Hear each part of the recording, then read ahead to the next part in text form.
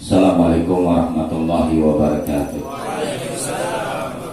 Pada hada ala niyatil putahwal munahwar suwatabatin asuha salahi jasadi wa ila hadratin Nabi Mustafa Rasulillah Muhammadin Abdillah wa ala alihi wa azwajihi wa zuriyati wa ahli baitihi wa ansarihi wa ashari sumaila wahil anbiya wal mursalin wal awliya'i wa syuhada'i wa salihin wa la'imatil mujtahidin wa ulama'il amilin makanin masyarikil adil maghdaribi huslan al-imam dakir bin Syekh Muhammad bin Umar an-Nawawi al-Badani wa salihima wa qura'ihima wa zawil huquqi alaihima ajma'in. Allah yaghfiru lahum wa yarhamuhum wa yuri darajatihim fil jannah wa yu'idu alaina min barakatihim wa asrarihim wa anwarihim wa alamihim wa nafahatihim fid dunya wa dunya wal akhirah. Wa summa ila rohi khususan Bapak Haji Hatam bin Hadian Hajjah Rabiah bin Tirayani Hajjah Ahata Sadari bin Maria Hajjah Icah binti Maradasan Ada Zubaidah binti Haji Ahata Sadarja Haji Muhammad Harawani bin Haji Abdul Haram di Haji Hafifi binti Asad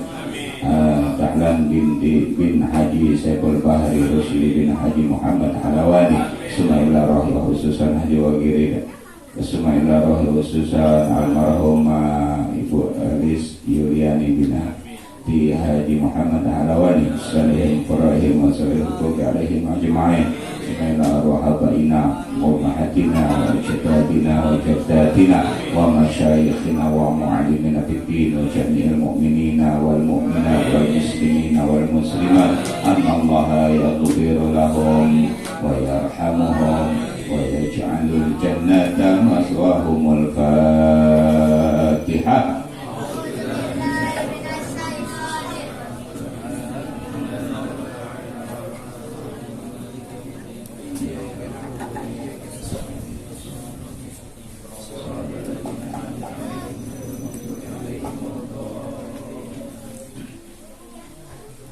Bismillah. Salatu wassalamu ala Rasulillah Muhammad bin Abdillah wa ala alihi wa sahbihi wa mawala wa la hawla wa la quwwata illa billah ma ba'du. Alhamdulillah, syukur kepada Allah Subhanahu wa ta'ala masih banyak mengkaruniakan berbagai kenikmatan kepada kita, khususnya nikmatul iman wa nikmatul Islam. Kullu nikmatin minallah. Semua nikmat pemberian adalah dari Allah Subhanahu wa ta'ala. Salawat dan salam senantiasa kita hantar, kita lantunkan, kita ucapkan, kita tujukan kehadiran baginda Nabi besar Muhammad sallallahu alaihi wasallam, di mana salawat yang kita baca ini, salawat yang kita lantunkan, Nabi sallallahu alaihi wasallam bersabda dalam beberapa hadis. Di antaranya adalah man shalla alayya siltu alaihil malaikatu wa man sallat alaihil malaikatu sallallahu alaihi wa man sallallahu alaihi lam yabqa syai'un fis samawati wala fil ardi illa shalla alaihi. Man shalla alayya sallat alaihil malaikatu. Siapa orang yang bersolawat kepadaku, maka malaikat bersolawat kepada orang yang bersolawat kepada Nabi.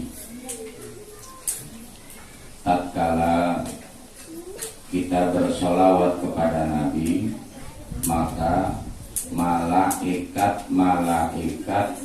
penghuni langit yang jumlahnya tak terhingga, bahkan lebih banyak dari penghuni bumi, ahlus samai aktaru min ahlil ardi. Penghuni langit lebih banyak daripada penghuni langit lebih banyak daripada penghuni bumi. Bersolawat kepada orang yang bersolawat kepada Nabi.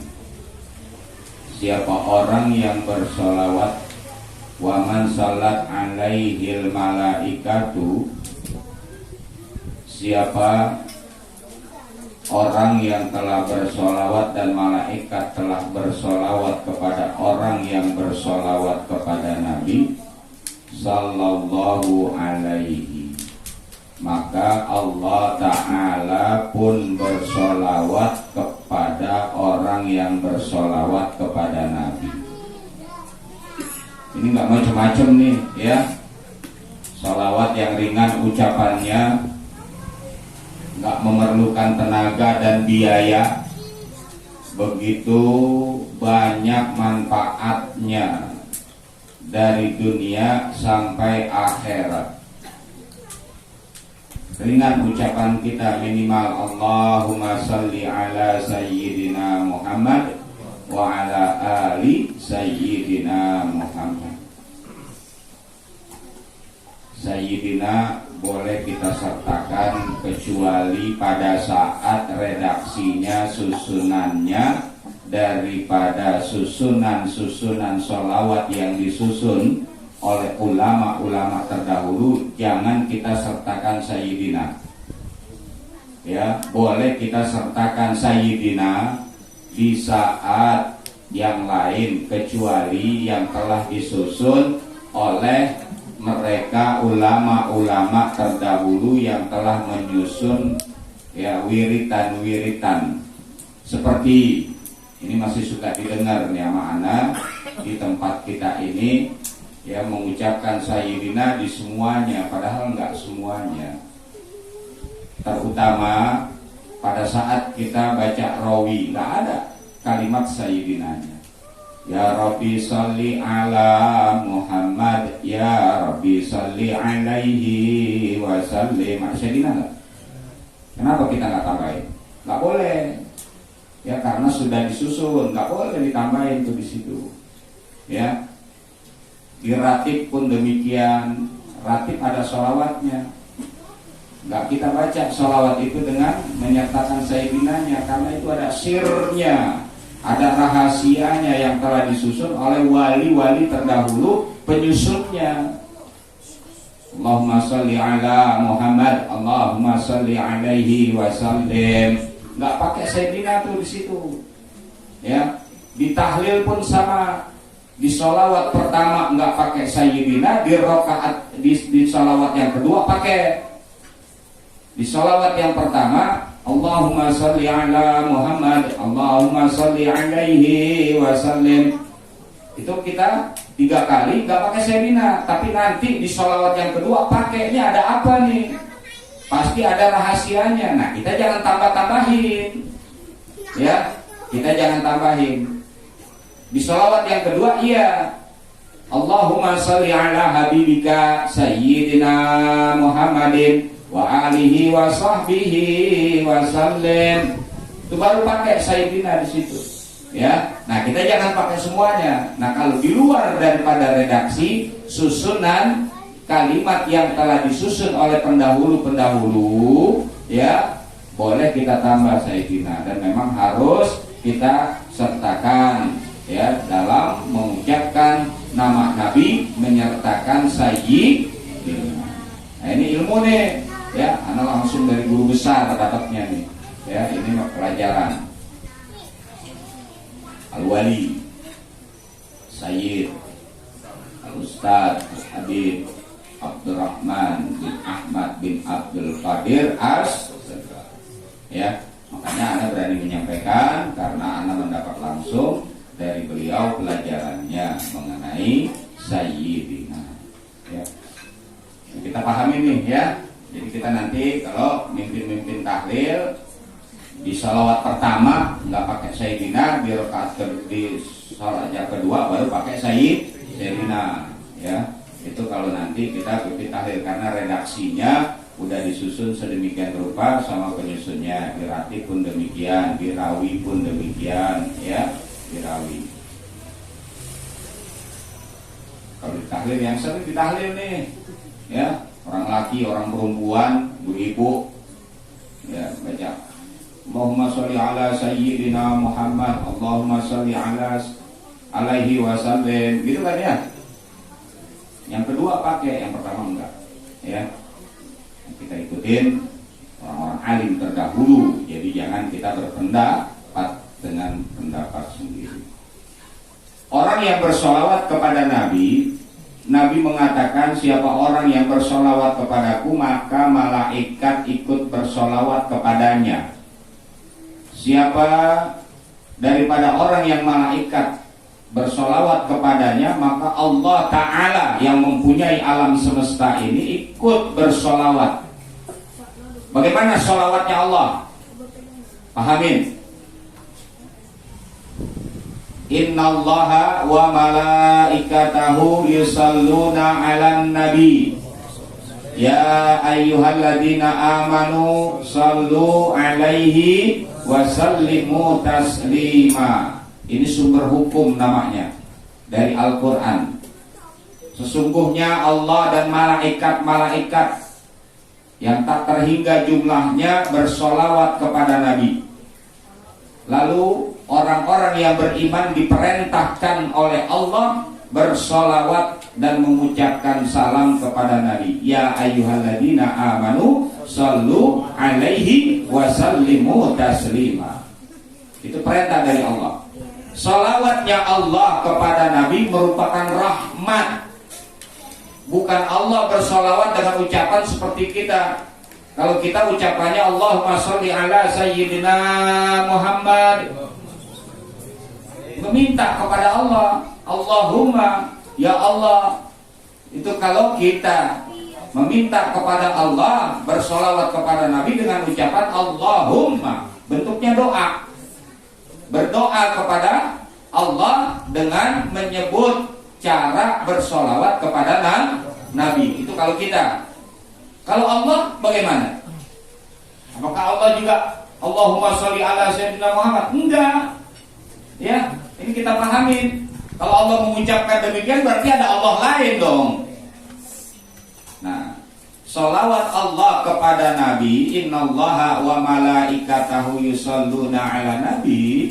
Sesungguhnya Allah dan malaikat-malaikatnya bersolawat kepada Nabi. Solawat Allah kepada Nabi ay rahmatun, rahmat. Karena rahmat Nabi Muhammad SAW diutus ke muka bumi, ke alam dunia untuk memberikan rahmat ke seluruh alam. Inna arsalnaka illa rahmatan lil alamin. Kalau yang namanya rahmat udah semuanya ada di situ. Keselamatan dunia, keselamatan akhirat, kesehatan, rezeki dan sebagainya. Kalau yang dikatakan rahmat Allah, semua-muanya udah ada di situ, dunia dan akhirat. Itu namanya rahmat. Salawat Allah kepada Nabi merupakan rahmat. Bagaimana salawatnya malaikat kepada Nabi? Salawatnya malaikat kepada Nabi al-istighfar. Baru salawatnya kita. Salawatnya kita orang-orang yang beriman kepada Nabi adalah ad-du'a. Ya, wasilah, sebagai doa, sebagai perantara. Ini pahamnya begitu ya, pahaminnya. Jadi kita nggak salah paham mengenai innallaha wa malaikatahu yusalluna 'alan. Allah dan malaikat-malaikat bersolawat kepada Nabi. Siapa orang yang telah diberikan sholawat, malaikat mengucapkan sholawat kepadanya karena bersolawat kepada Nabi, maka Allah pun ya bersolawat kepada orang-orang yang bersolawat kepada Nabi hambanya itu dengan cara Allah berikan rahmatnya. Wa man sallallahu alaihi. Kalau Allah sudah bersolawat kepada Nabi, lam yabqa syai'un fis samawati wala fil ardi illa shalla alaihi. Apabila Allah sudah memberikan rahmatnya dalam bentuk bersolawat kepada Nabi, maka semua yang ada di langit, yang ada di permukaan bumi juga ikut bersolawat kepada orang yang bersolawat kepada Nabi.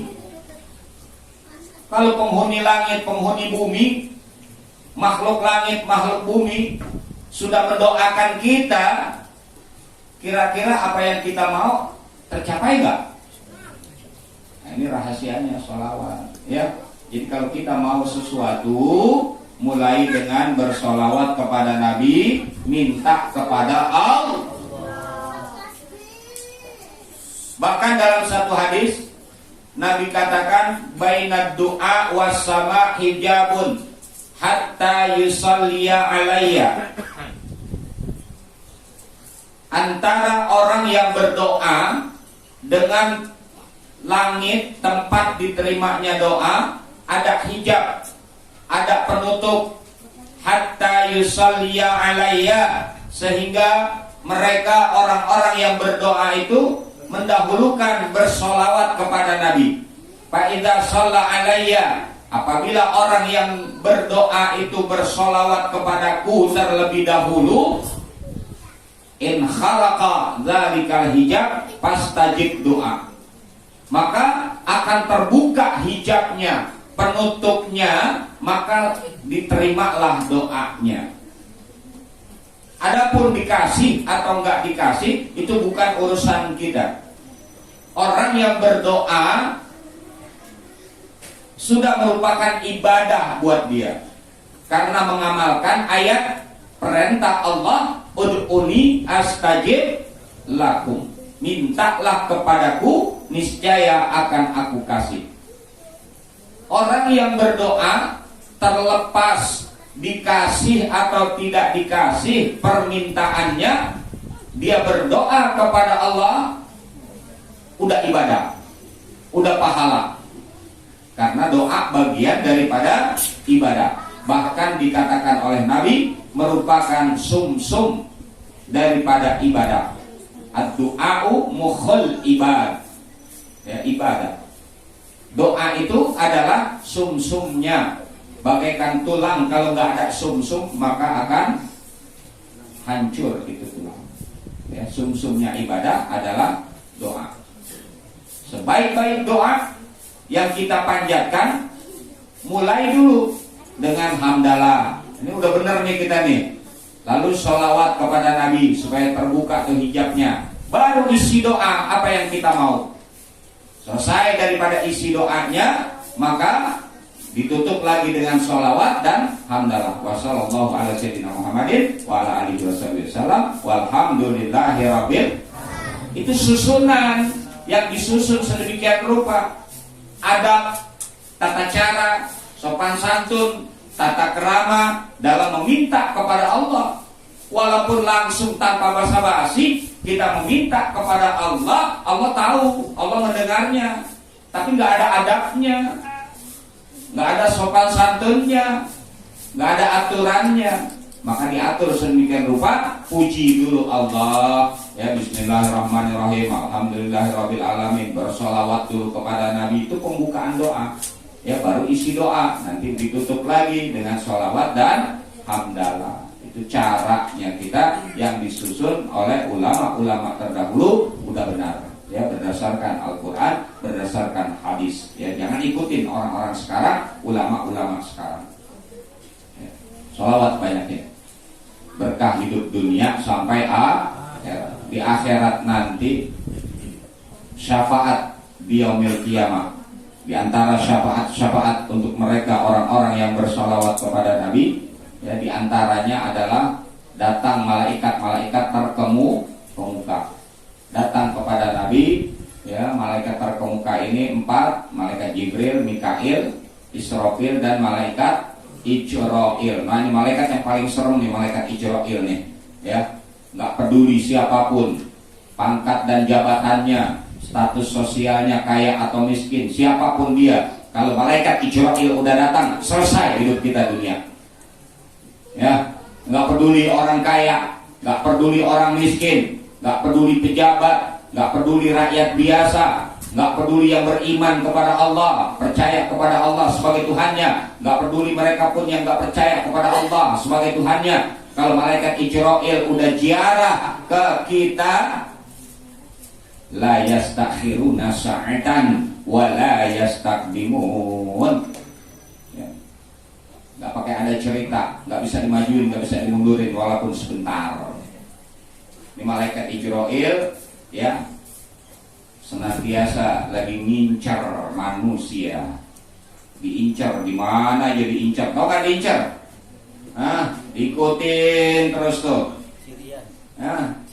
Iya diikutin terus. Dimanapun kita berada kalau udah waktunya mati. Siapa yang mematikan? Allah. Karena Allah pula yang menghidupkan. Allah yang menghidupkan, Allah pula yang mematikan. Bukan mati corona, nggak ada tuh corona mematikan. Itu pelemahan keimanan. Iman kita saat ini, keimanan kita lagi dilemahkan oleh mereka musuh-musuh Islam Yahudi. Seolah-olah corona yang mematikan dan menghidupkan kita. Seolah-olah vaksinlah yang menyebabkan kita nggak mati. Salah. Ini lagi pelemahan keimanan oleh musuh-musuh Islam. Di belakangnya musuh-musuh Islam. Hati-hati. Ini masalah akidah. Anak ngomong seperti ini adalah mempertahankan akidah, keyakinan umat Islam agar kalau mati dalam keadaan iman. Ya, bukan dalam keadaan ingkar kepada Allah. Karena yang menghidupkan dan yang mematikan adalah Allah. Makhluk Allah tidak bisa menghidupkan dan mematikan. Kalaupun sebab, penyebab, hanya penyebab. Kullu syai'in sababa. Yang sesuatu pasti ada sebabnya. Ya, kalaupun penyebab bisa aja, tapi gak akan mematikan. Yang membunuh bukan dia. Paham ya? Jadi jangan ketakutan, jangan paranoid. Mau sono salah, sini salah. Akhirnya curiga sama orang. Curiga. Jadi su'uzan. Berprasangka jelek kita kepada orang lain. Nggak boleh kita berprasangka jelek, su'uzon. Batuk-batuk dikit, Bang Herman batuk nih, sana. Dicuriga aja. Atau Bang Herman nularin aneh. Iya kan? Padahal Bang Herman banyak batuk. Kenapa? Kan banyak ngerokok. Iya kan bisa aja. Nah, kita udah curiga duluan, udah duluan, prasangkanya udah jelek aja. Ya, sedangkan dalam Islam kita tidak boleh berprasangka jelek. Pahami maksudnya ya? Iman kita, kesempatan di alam dunia ini sebentar, nggak lama, pertahankan, jangan sampai dirusak oleh diri kita ataupun keadaan.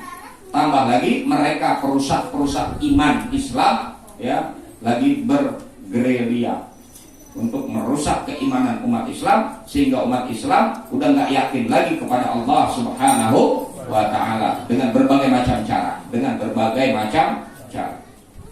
Dan kita nggak terusin ya. Kita baca bacaan kita buat bekal kita di dunia. Qala radhiyallahu anhu, inna fasadal qulubi an sittati asya'a. Sesungguhnya yang dapat merusak hati manusia ada 6 macam, 6 hal. Ya, ada 6. Bahayanya kalau hati yang rusak, sukar diperbaikinya kecuali dengan nasihat agama. Kalau badan kita yang rusak, anggota tubuh kita yang rusak, kita bisa operasi.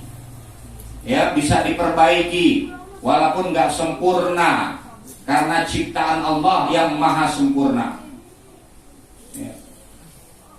Itu kalau badan kita, tubuh kita yang rusak bisa diperbaiki oleh ahlinya, dokternya. Tapi kalau hati kita yang rusak, terkadang kita sendiri yang punya hati nggak tahu yang ada di dalam diri kita. Kalau hati kita sebenarnya rusak, bahaya ya. Yang pertama yang menyebabkan hati rusak adalah yaznubuna biraja'it taubati wa fin nuskhatin biraja'ir rahmati wa dzalika tamanna.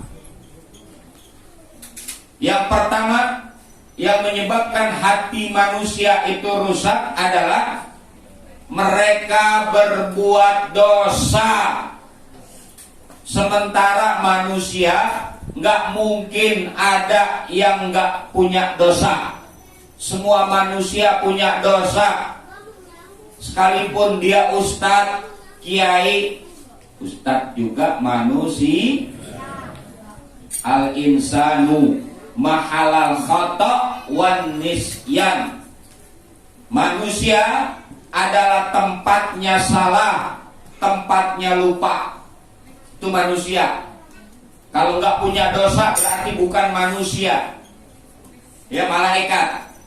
Kalau nggak punya dosa berarti malah malaikat, bukannya manusia. Mereka berbuat dosa, kita berbuat dosa, namun kita nggak berharap taubat, nggak berharap rahmatnya Allah. Ya. Ini dosanya iblis yang tidak mau mengakui iblis. Setan nggak mau mengakui dosanya, padahal melawan Allah. Kita jangan seperti iblis. Kita manusia jangan seperti setan.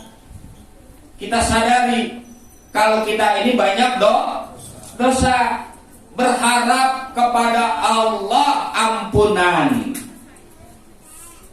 Paham? Jadi kalau kita dosa, pasti kita berbuat dosa, kita akuin yang pertama itu dosa. Yang kedua berharap sama Allah agar dosa kita diampuni oleh Allah. Karena ada harapan dengan cara kita beristighfar, dengan cara kita tobat. Ada dua, istighfar sama tobat. Kalau istighfar pengakuan, meminta kepada Allah ampunan. Tobat adalah kembali. Ya, at-taubatu ar-ruju'u min amrin mazmumin ila amrin mahmudin. Tobat adalah kembalinya seseorang dari perbuatan yang tercela menurut pandangan agama syariat kepada perbuatan yang terpuji menurut pandangan syariat. Itu namanya tobat. Orangnya itu namanya tobat. Kalau istighfar adalah pengakuan kita, meminta kepada Allah, berharap kepada Allah, minta maaf atas kesalahan kita. Itu istighfar. Jadi ada dua, jangan salah lagi. Ya, istighfar adalah permintaan kita kepada Allah agar dosa kita diampunin. Lalu yang kedua adalah taubat. Apa itu taubat? Taubat adalah ar-rujuk, kembali daripada perbuatan yang tercela menurut pandangan agama ke perbuatan yang terpuji. Itu namanya taubat. Beruntung kita umat Nabi Muhammad. Ya, dimanapun kita berbuat dosa, di situ kita bertobat, diterima tobatnya sama Allah. Nggak seperti Nabi Adam. Nabi Adam tobatnya diterima oleh Allah kalau Nabi Adam datang ke Mekah. Kalau nggak ke Mekah nggak diterima. Walaupun Nabi Adam nggak salah, seluruh Nabi maksum, terhindar daripada melawan Allah, maksiat kepada Allah. Bukannya Nabi Adam yang melanggar, tetapi istrinya ada jalannya supaya kita tidak menyangka Nabi Adam bermaksiat langsung kepada Allah. Tatkala Allah berfirman kepada Nabi Adam, wala taqraba hadhihi syajarah, jangan kalian dekati pohon ini. Allah berfirmannya sama siapa? Sama Nabi Adam, bukan sama istrinya Hawa. Sama Nabi Adam. Nabi Adam patuh. Ya, kalau kita nggak tahu jalannya, nanti kita akan menyangka Nabi Adam makan buah khuldi. Berarti Nabi Adam melawan Allah. Bukan begitu. Nabi Adam di surga, ya, lagi tidur. Surga kan adem ya, adem nggak? Adem ya. Nah, bangun ngelihat istrinya lagi makan buah, lalu ikut. Terus si istrinya Nabi Adam diganggu sama iblis supaya melanggar. Akhirnya makan tuh buah yang pohon yang dilarang dari buah buahnya itu pohon yang dilarang. Nabi Adam nggak tahu, ikut makan, nggak taunya dari pohon yang dilarang oleh Allah. Emang gara-gara perempuan nih kita juga begitu kan? Berbuat salah gara-gara perempuan. Ya, ya Allah, emang begitu kali kodratnya ya. Perempuan itu dari tulang rusuknya Nabi Adam. Tulang rusuk nggak ada yang lempeng, semuanya bengkok. Jadi perempuan tuh bengkok semua. Ya, jangan diemin kalau dia bengkok. Emang dari tulang rusuk kok. Tulang rusuk kan nggak ada yang lempeng. Tulang rusuk bengkok. Jangan diemin dia bengkok. Jangan dipaksain buat dilempengin, ntar patah. Bingung gitu. Ya, ini makanya perempuan susah-susah gampang. Ya, orang perempuannya susah-susah. Dia ngerti, dia tahu, tapi dia melanggar juga. Itu orang perempuan. Mau begitu kali sifatnya. Jadi orang perempuan. Kalau ngomel, masya Allah, kalau ya, kalah kita udah. Kalah kita. Sabar ya. Orang laki yang punya istri seperti itu sabar, pahalanya banyak. Ya, pahalanya banyak. Ya, pahalanya banyak, benar. Pahalanya masya Allah ya, punya istri model kayak begitu. Udah bawel, mending cakep, iya pas-pasan. Ya. Kalau ada kita tambah begitu kayak begitu. Pulang modal ya. Sabar ya, sabar. Doain aja, doain ya. Doain mudah-mudahan ya perempuan-perempuan tuh yang pada begitu-begitu sama suaminya diberikan petunjuk oleh Allah. Soalnya kalau meninggal duluan, walaupun ibadahnya bagus kepada Allah, tapi suaminya nggak redho karena sakit hatinya, jangankan sorga, baunya aja nggak dapat. Bilang itu bini kita tuh, ya, redoin. Jadi kalau suami istrinya meninggal terlebih dahulu, redoin dulu, ikhlasin deh, karena nggak mungkin sempurna, ya, dalam kehidupan mendampingi sebagai istri. Makanya orang laki tuh rata-rata sabarnya masya Allah hebat. Sabar bawa yang banyak. Jangan bawa sabarnya Betawi. Betawi sabarnya cuma 3. Sekali gue sabar, 2 kali sabar, 3 kali habis kesabaran gue. Jangan 3. Jangan 3. Ya. 2 keranjang jadi gak habis-habis. Ya. Jangan ikutin Betawi. Betawi sabarnya cuma 3. Sabar ada batasnya. Enggak ada batasnya. Siapa bilang sabar ada batasnya? Enggak ada batasnya. Terus sabar. Ya, sabar menjalani kehidupan. Terima menjalani kehidupan. Jika kita tidak sabar, tidak terima atas ujian yang Allah berikan, apa dalam hadis qudsi Allah berfirman, walam yasbir alal bala'i walam yardo alal qada'i watlub roban siwa'i wakhruj min ardi wassamai. Jika kalian tidak menerima ketetapan yang telah aku tetapkan, karena hidup kita ditetapkan oleh Allah, semuanya ditetapkan oleh Allah, terima, dan tidak sabar menjalani kehidupan atas ujian yang aku berikan, maka Allah mengatakan, silakan cari Tuhan selain aku, silakan keluar dari bumi dan langitku. Mau mana kita? Diusir. Makanya mesti banyak sabar menjalani kehidupan, ya. Sabar ya. Emang gini begitu. Sabar, pegel Ustaz, pegel. Iya, biarin. Ya. Soalnya kalau kitanya sakit hati, kitanya sebagai suami kesel, maka dia ibadahnya nggak ada arti apa-apa kalau dia meninggal lebih dulu. Ya, lebih dulu meninggal, ibadahnya hilang. Ya. Karena keredoan Allah tatkala sudah jadi istri berada di tangan suaminya. Tadinya di orang tuanya, ya tadinya di orang tuanya, ini orang perempuan, pas dinikahkan udah beralih kepada suaminya. Tadinya redallah biraidal walidain,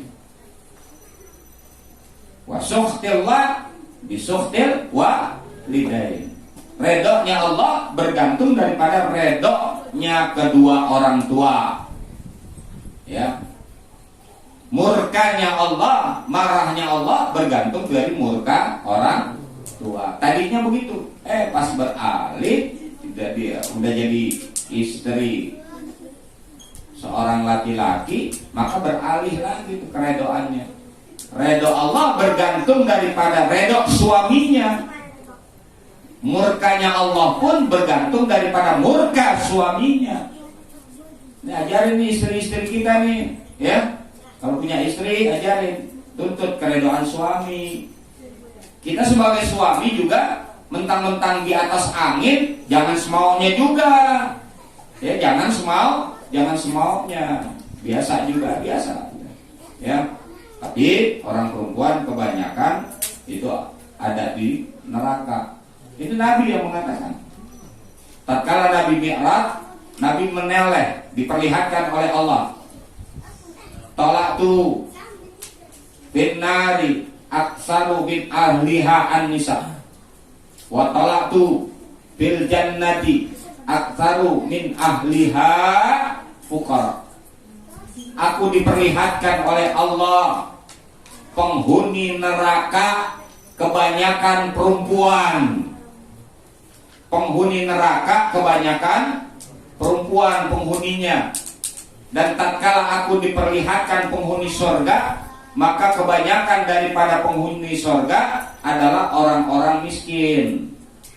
Orang miskin yang selamat. Ya, bukan berarti orang kaya nggak ada di surga. Orang kaya lebih dulu masuk surga setengah hari. Setengah harinya akhirat sama dengan 500 tahun. Ya, kalau selamat sebagai orang kaya. Miskin juga kalau selamat dia masuk surga. Kalau nggak selamat, miskin mazmumah, bukan miskin mahmudah. Udah tuh pelajarannya. Ya, miskin dibagi menjadi dua. Ada miskin yang mahmudah. Miskin yang mahmudah ini terpuji. Dia terima redho bi kismatillahi ta'ala, menerima akan jatah hidupnya dari Allah. Udah, dan tetap ibadah. Karena kaya atau miskin itu ketetapan dari Allah. Udah terima aja, terus ibadah. Ya, itu miskin yang mahmudah. Kekurangan ini, kekurangan itu, tapi dia tidak mengeluh. Dia tetap udah bergantungnya kepada Allah. Ini miskin yang mahmudah, miskin yang terpuji, selamat dia. Ada miskin yang tercela. Udah miskin dunianya, sholat kagak, puasa kagak, ibadah nggak mau. Ini tercela nih, ya. Apa tercela? Di hadapan Allah tercela. Karena nggak nerima. Satu. Yang kedua, hidupnya ngeluh mulu. Yang kedua, nggak mau ibadah. Nah, ini kebanyakan orang miskin yang selamat apa yang nggak selamat nih? Kaya atau miskin bukan persoalan dalam hidup, bukan persoalan. Ya. Kaya atau miskin dalam hidup bukan persoalan. Kaya juga kalau nggak manfaat buat ibadah, buat apaan? Ya. Hartanya banyak tapi nggak ada manfaatnya, buat diri dia nggak manfaat. Buat diri sendiri aja nggak manfaat, apalagi buat orang lain, buat umat Islam. Nggak manfaat, buat apaan? Kekayaannya nanti akan pulang juga bawanya apaan? Hah? Bawa kain kapan? Kain kapan ini nggak pakai dijahit lagi, ya kan? Cuma dibuat bungkus doang. Udah itu yang dibawa sama kita. Apa artinya itu kekayaan yang kita punya? Apa artinya? Manfaat juga enggak buat kita. Ya, makanya kalau kaya yang selamat, manfaat buat dia. Ya, itu kita mesti sadari, ya, kehidupan seperti itu. Kehidupan seperti itu. Kembali, kita berharap ampunan dari Allah, rahmat dari Allah, karena kita menyadari kalau kita banyak dosa, berarti terus istighfar. Orang yang nggak mau mengakui dosanya, nggak mau mengakui kesalahannya, termasuk daripada alamatus syaqawa, tanda-tanda orang yang celaka. Siapa mereka tanda-tanda orang yang celaka hidupnya? Celaka nanti di akhirat. Nisyanul junubil madiyah, orang yang melupakan dosa masa lalunya. Orang yang melupakan dosa-dosanya, padahal dosanya banyak tapi dilupain. Ya, melupakan dosa.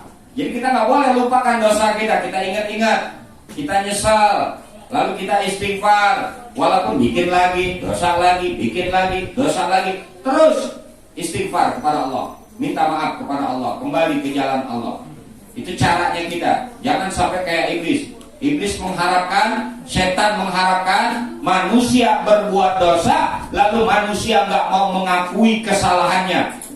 Tambah lagi, manusia yang sifatnya manusia nggak mau disalahin, padahal salah.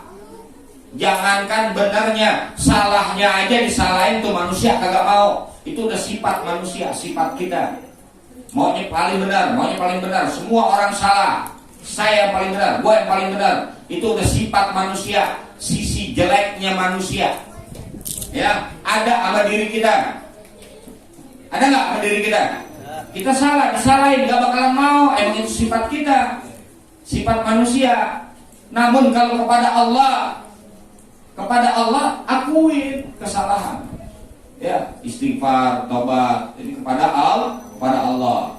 Jangan merasa egois, jangan merasa mau benar sendiri. Akuin kita kalau kita salah. Ya. Nah, orang yang celaka adalah orang yang melupakan dosanya. Celaka tuh. Ada juga orang yang celaka, orang yang mengingat-ingat kebaikannya. Oh, ini balikannya nih. Ya. Kebaikan mestinya dilupakan. Ya. Ketidakbaikan mestinya diingat-ingat. Kalau kebaikan lupain, seolah-olah kita nggak pernah berbuat baik. Jadi kepengennya berbuat baik terus. Dan kita nggak pernah tahu la yadri aqabilat auruddat. Kita nggak pernah tahu kebaikan kita yang kita lakukan apakah diterima oleh Allah atau ditolak oleh Allah. Makanya kebaikan jangan diingat-ingat, lupain aja. Kita nggak pernah tahu diterima apa ditolak nih kebaikan kita. Ya, udah kita main inget-inget aja, nggak taunya ditolak. Ya, kalau kejelekan ingat-ingat supaya kita jadi pelajaran, nggak ngulangin lagi. Ya, ini balikannya kita nih, kebaikan diingat terus. Kalau nggak ada gua tuh, kalau nggak ada gua tuh, kalau nggak ada gua tuh, dikit-dikit begitu aja. Ya, jangan ingat-ingat kalau kebaikan. Ya, kayak contoh orang yang udah sholat di Masjidil Haram, satu kali sholat sama dengan 100.000 kali sholat di tempat lain. Mentang-mentang udah ke Masjidil Haram, udah umroh, udah haji. Ingat-ingat aja. Dihitung sama dia, dihitung pakai kalkulator. Nih lah, aneh hitungin nih. Aneh hitungin ya. Sholat satu kali di Masjidil Haram sama dengan 100.000 sholat di tempat lain. 100.000 kali. Satu kali sholat sama juga 100.000 kali sholat di tempat lain. Kalau 100.000 dibagi 365 hari dalam satu tahun, ya berarti dia udah sholat selama 273 tahun lebih. Pulang dari umroh, pulang dari haji berhenti sholat. Udah hatam gue katanya. Ya, udah berapa tahun tuh sholat dia? Udah 273 tahun. 273 tahun dia udah sholat. Hebat ya? Hah?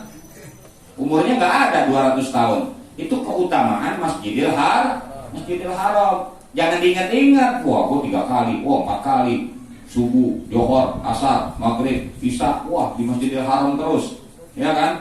Nggak pulang-pulang ke hotelnya, ya. Boleh nggak? Boleh. Tapi jangan ingat-ingat itu.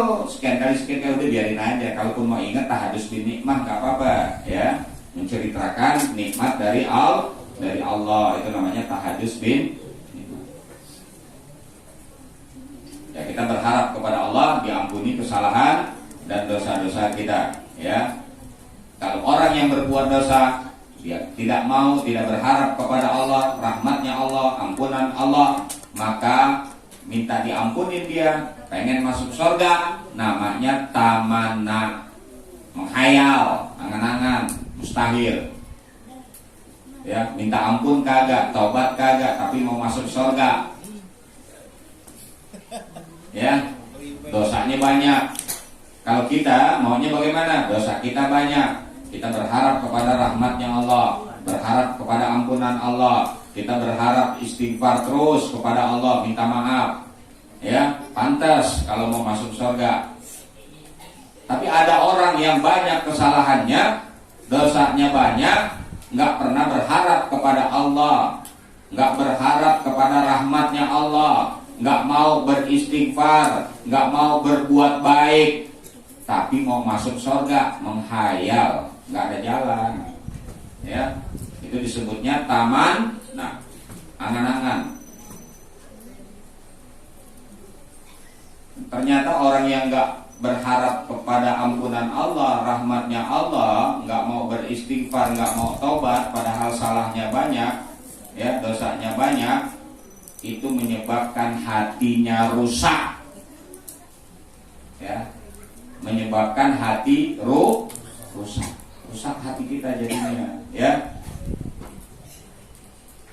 Rusaknya bukan karena nggak ibadah nih, bukan karena nggak ibadah, dia ibadah, sholatnya rajin, buktinya apa? Jidatnya pada hitam.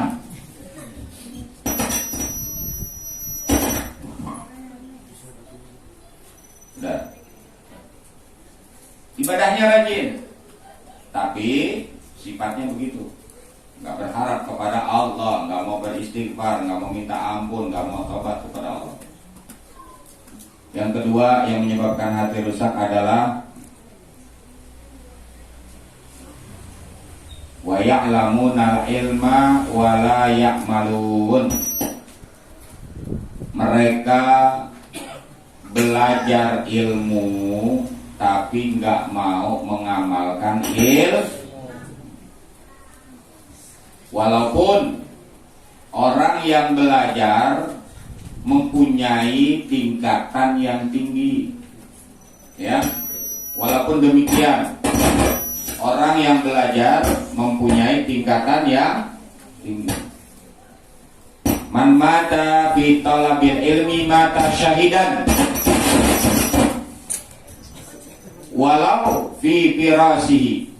Siapa orang yang mati, dia meninggal dunia masih dalam belajar, maka matinya mati syahid. Orang yang mati syahid, dia nggak dapat siksa kubur. Cari mati syahid sekarang ini hanya belajar agama, perang enggak, ya. Walaupun tinggi derajatnya karena sebab dia belajar, punya ilmu, nggak diamalkan sama dia, nggak ada buahnya. Jadi kita juga nyari hasilnya, nyari buahnya. Setelah kita nggak tahu, jadi tahu.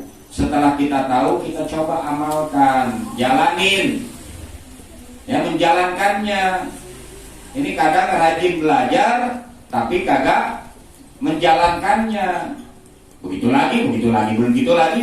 Akhirnya jeleknya, ilmunya jelek. Dia kan belajar dong, dia kan ngerti dong. Orang ngerti kok begitu. Akhirnya ilmu yang jelek, ya kan? Karena kita nggak mengamalkannya.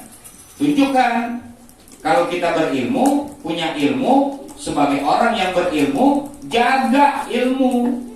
Kita jaga sikap kita, perkataan kita, ya, itu mesti dijaga. Walaupun ilmu tanpa diamalkan, al ilmu bila amal yakunu, al amalu bila ilmin lam yakun. Ilmu walaupun tidak diamalkan, ya, tetap ilmu.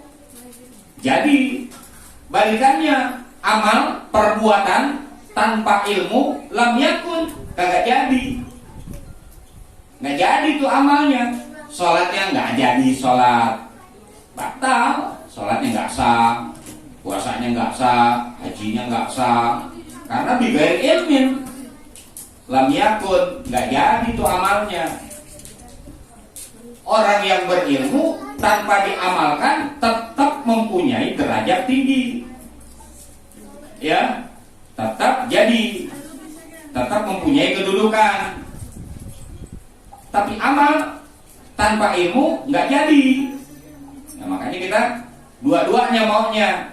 Kedudukan ilmu tinggi karena kita belajar, kita punya ilmu, ya, di hadapan Allah, dan mempunyai hasil, yaitu buahnya. Nah, ini kalau kita udah sadar seperti ini, maka berusaha kita untuk mengamalkan ilmu. Kalau kita nggak amalkan, ya, ilmu yang kita dapat akhirnya bisa menyebabkan hati kita jadi rusak. Bahayanya ada juga, bikin rusak hati, ya. Itulah banyak orang-orang yang rajin, ya, yang rajin tapi hatinya rusak.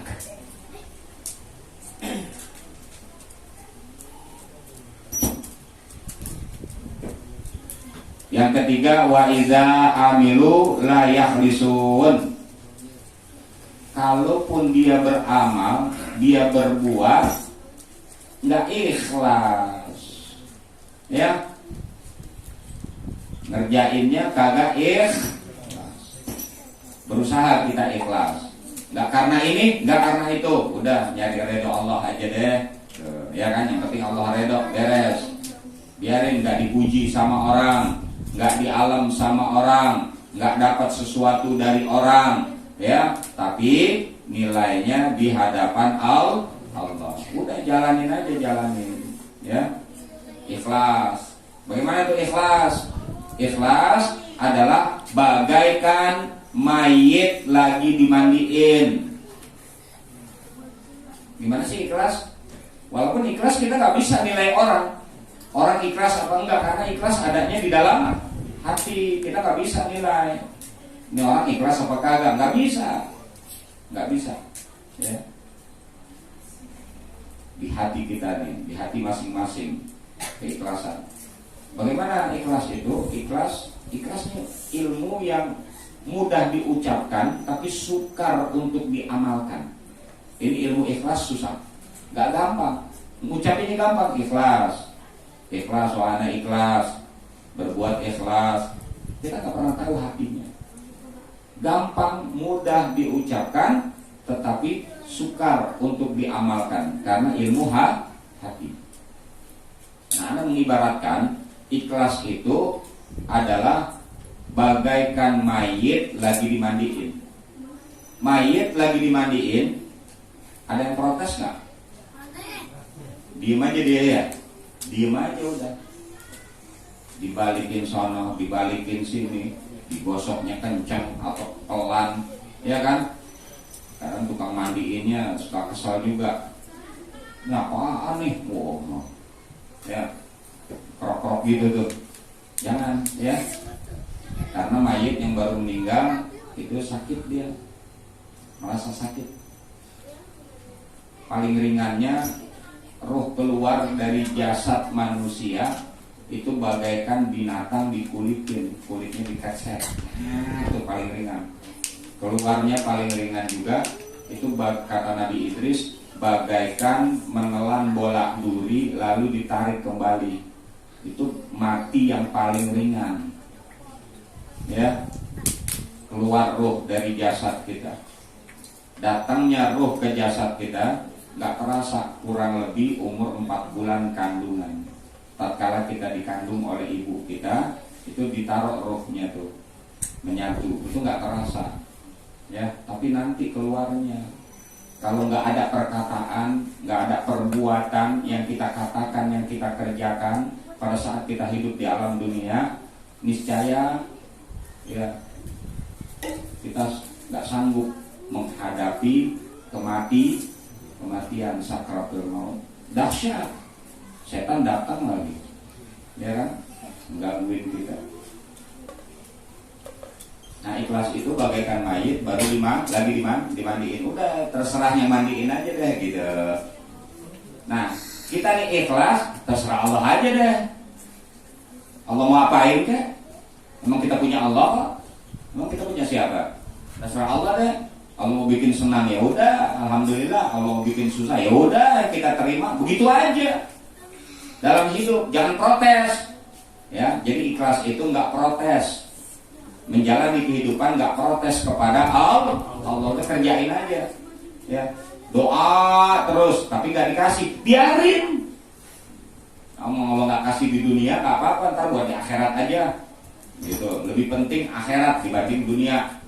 Jangan udah berdoa berbulan-bulan ngambek sama Allah, nggak mau sholat lagi, nggak mau doa lagi, itu salah. Protes namanya. Ya Allah udah minta kok, lama-lama katanya engkau maha mengabulkan doa-doa orang yang terima, orang yang berdoa. Tapi kok aku berdoa kok gak dikasih-kasih, ya. Jangan kita berpandangan kayak begitu, namanya kita protes. Jangan protes, ikhlas aja udah. Ibadah itu bukan karena untuk ini untuk itu, udah karena kita jalanin aja ibadah. Itu membuat hati menjadi rusak. Orang yang beribadah kagak ikhlas. Wa ya'kuluna rizqallah wa la yashkurun. Ini penting juga nih. Yang membuat hati menjadi rusak, mereka banyak memakan rizki Allah. Karena semuanya dikasih sama Allah. Tetapi mereka wala yashkurun, mereka tidak berterima kasih, nggak bersyukur kepada Allah. Seandainya Allah bikin kita nggak bisa jalan, bisa nggak kita kerja? Bisa nggak kita usaha? Bisa nggak kita dagang? Siapa yang bikin kita sehat? Allah. Jadi kita bisa ikhtiar, ya. Jadi bisa usaha. Usaha itu adalah syariat, hakikatnya dari Allah. Uang kita banyak, Allah nggak turunkan hujan, mau makan padi nggak tumbuh, kira-kira kita bisa makan nggak? Nggak bisa makan. Siapa yang memberikannya? Allah juga yang bikin tumbuh itu tumbuhan, ya, dengan turunnya air hujan. Kalau nggak ada air, Allah nggak kasih air, ya nggak bisa kita makan. Walaupun uang kita banyak, mau beli beras kagak ada berasnya. Kenapa? Karena padinya nggak tumbuh, petaninya nggak ada, di muka bumi dibikin kering oleh Allah Subhanahu wa ta'ala. Jadi nggak ada yang tumbuh, tetap Allah yang memberikan. Nggak laku tuh duit kita, ya. Nah, ini kita mesti kembali ke situ.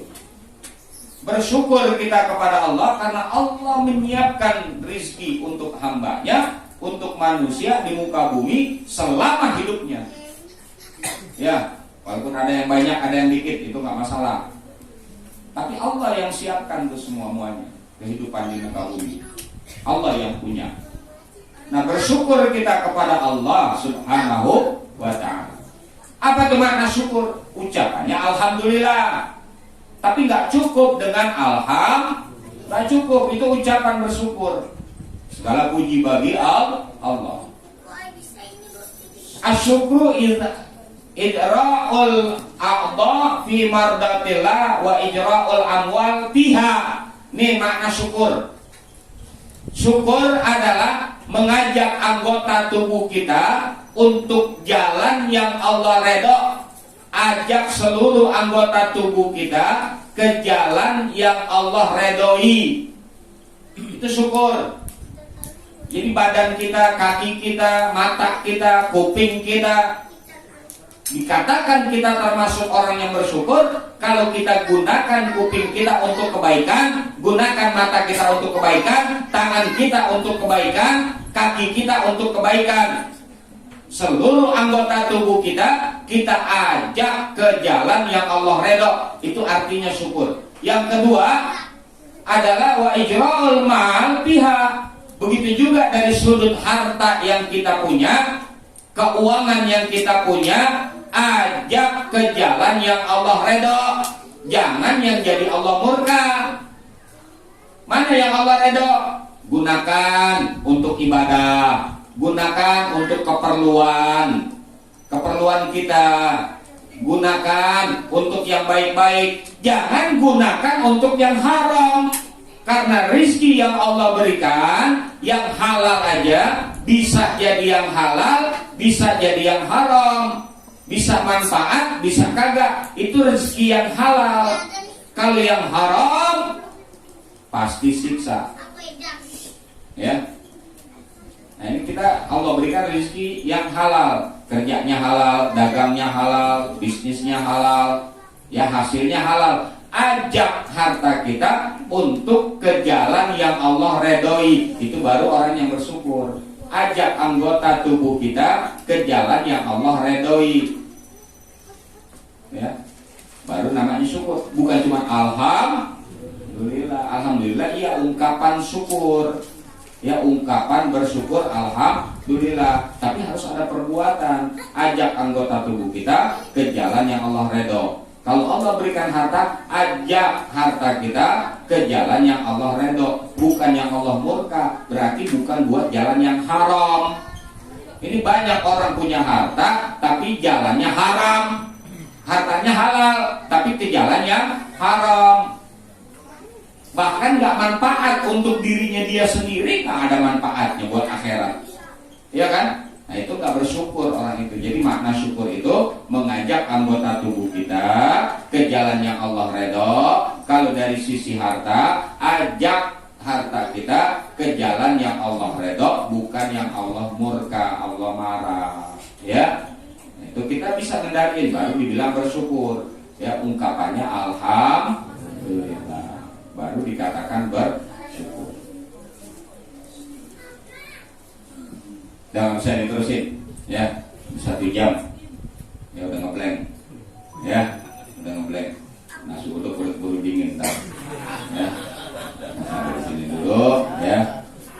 Mudah-mudahan bermanfaat, ya. Sehingga kita dapat memperbaiki hati kita supaya hati kita nggak tetap jadi rusak. Karena penyakit hati lebih berbahaya daripada penyakit jasmani. Ya, penyakit jasmani dokternya banyak, tapi kalau penyakit hati dokternya jarang. Ya, nah ini mudah-mudahan Anda jadi dokter penyakit hati nih. Ya, jadi dokter penyakit hati, bukan penyakit jasmani. Karena lebih berbahaya penyakit hati, kerusakan hati dibandingkan kerusakan jasmani. Wallahu a'lam bishawab. Rabbi zidni ilman warzuqni fahman. Bismillahirrahmanirrahim. Alhamdulillahirabbil alamin. Wassallallahu wasallam ala sayyidina Muhammadin wa ala ali sayyidina Muhammad. Rabbana fa'na bima 'allamtana, rabbi hadina yanfa'una, rabbi faqihna wa faqih ahlana, rabbana lana fi dinina ma'alikum min tawadika rabbi wa fitna wa bikum lima tattaqi qalan wa fitlan karama warzuqil kula halalan daima wa adkhil adiya ulamana bil khair wa nuqat wa syarr. Rabbana aslih lana kulla syu'na bi ridha minkal wa anna rabbana kulladin qabla an ta'tiyana rasulul madan wa firis anta akram man satara salatullahi tasyal mustafa man ilal haqiqana wal wafa bi kitabin bihi linasy shiba wa ala ali kirami surah wal safil masabihil quran. Allahumma hdina bihudak waj'alna mimman yasara birida wa la tuwallina waliyan siwa wa la taj'alna mimman khalaqa amraka wa asab wa hasbunallahu wa ni'mal wakil wa la haula wa la quwwata illa billahil aliyyil azim. Wa sallallahu ala sayyidina Muhammadin wa ala alihi wa sahbihi wasallam walhamdulillahi rabbil alamin.